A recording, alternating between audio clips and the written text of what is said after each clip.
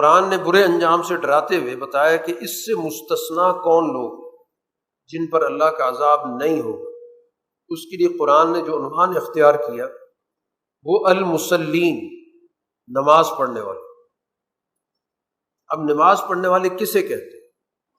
قرآن نے ان نمازیوں کی یہاں پر 8 صفات ذکر کی کہ جس کے اندر یہ 8 صفات ہوں گی اسے آپ نمازی کہیں گے۔ سب سے پہلی بات کہ جو بہت پابندی کے ساتھ نماز ادا کرے، صلاتہم دائم، دوام کے ساتھ، ہمیشگی، انہوں نے اپنی زندگی کا مستقل معمول بنا لیا کہ ہم نے نماز کا اہتمام کرنا۔ دوسری صفت ان نمازیوں کی یہ ہے کہ ان کے مال میں ضرورت مندوں کے حقوق، گویا جو شخص نماز پڑھ کے مالی ذمہ داریاں پوری نہیں کر رہا تو قرآن کی تعبیر میں وہ سچا نمازی نہیں ہے۔ خود قرآن کہہ رہا ہے کہ ان کے مال میں ایک متعین حق ہے، سوال کرنے والے کا بھی، محروم شخص کا۔ تیسری صفت کہ وہ انصاف کے دن کی تصدیق کرو، اللہ کی طرف سے ایک انصاف کا دن مقرر ہے اور جس میں ہمارا پورا حساب و کتاب ہونا ہے، ہمارا جائزہ ہونا ہے، اچھے برے کا فیصلہ ہو۔ چوتھی صفت یہ ہے کہ وہ اپنے رب کے عذاب کا دل میں خوف بھی رکھتے کہ ہم نے اللہ کے سامنے پیش ہونا ہے تو اگر کوئی بد معاملگی ہوگی تو ہمیں سزا بھی ملے گی۔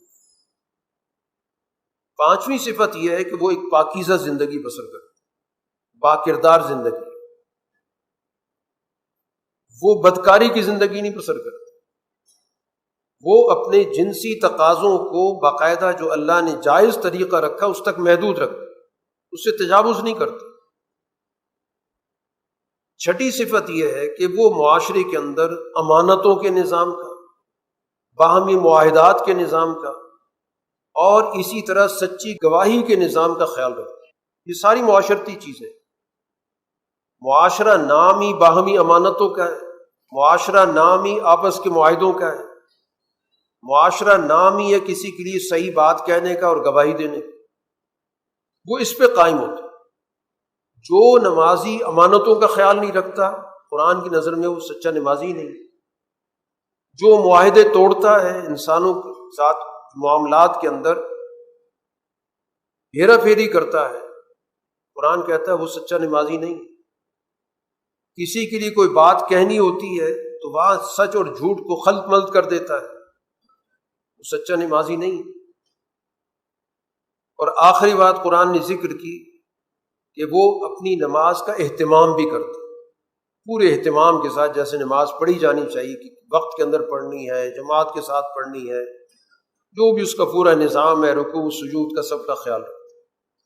یہ گویا کہ قرآن نے 8 صفات ذکر کی ہیں المصلین کی، جو نمازی ہیں۔